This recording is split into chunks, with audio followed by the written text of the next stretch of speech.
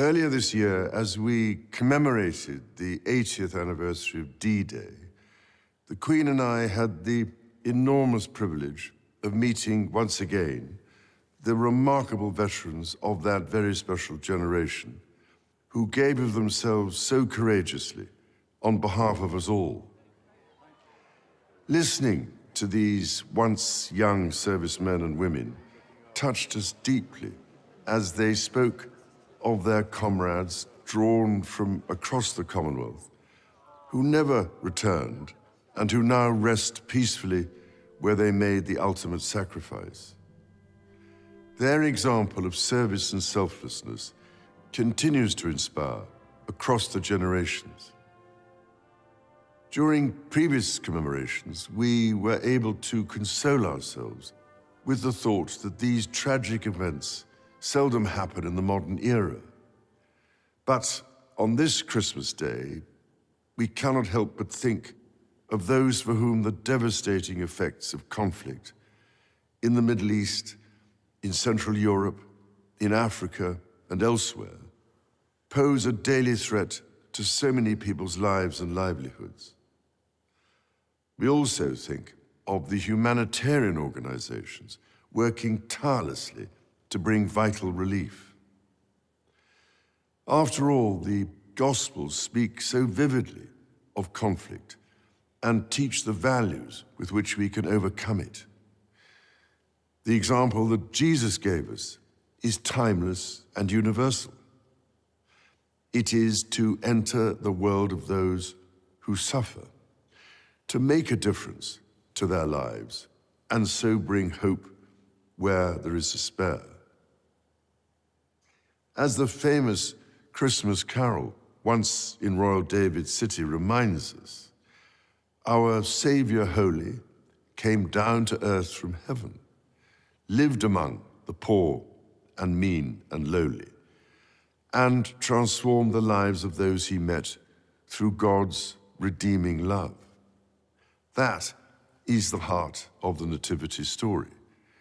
And we can hear its beat in the belief of all the great faiths, in the love and mercy of God in times of joy and of suffering, calling us to bring light where there is darkness.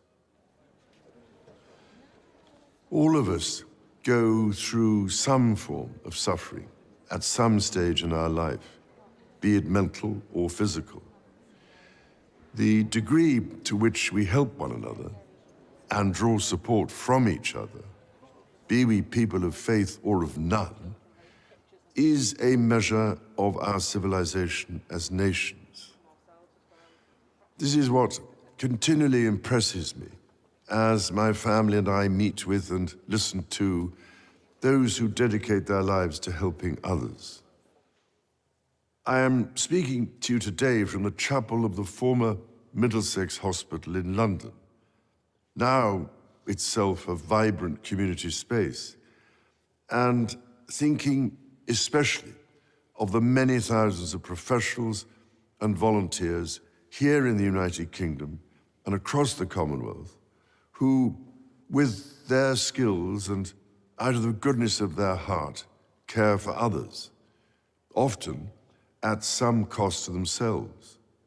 From a personal point of view, I offer special heartfelt thanks to the selfless doctors and nurses who this year have supported me and other members of my family through the uncertainties and anxieties of illness, and have helped provide the strength, care, and comfort we have needed. I am deeply grateful, too, to all those who have offered us their own kind words of sympathy and encouragement.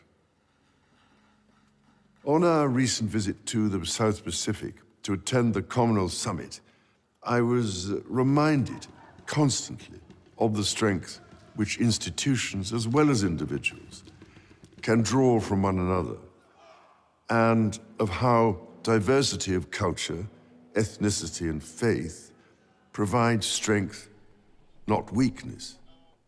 Across the Commonwealth, we are held together by a willingness to listen to each other, to learn from one another, and to find just how much we have in common.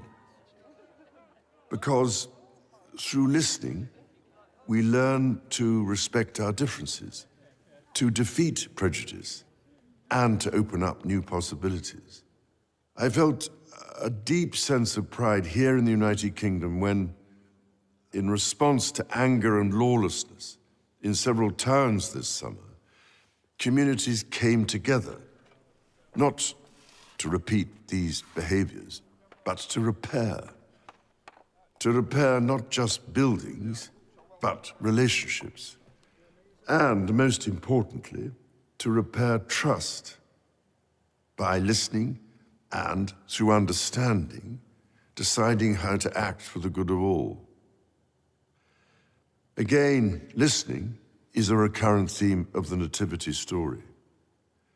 Mary, the mother of Jesus, listened to the angel who revealed to her a different future full of hope for all people. The message of the angels to the shepherds, that there should be peace on earth, in fact echoes through all faiths and philosophies. It rings true to this day for people of goodwill across the world. And so it is with this in mind that I wish you and all those you love a most joyful and peaceful Christmas.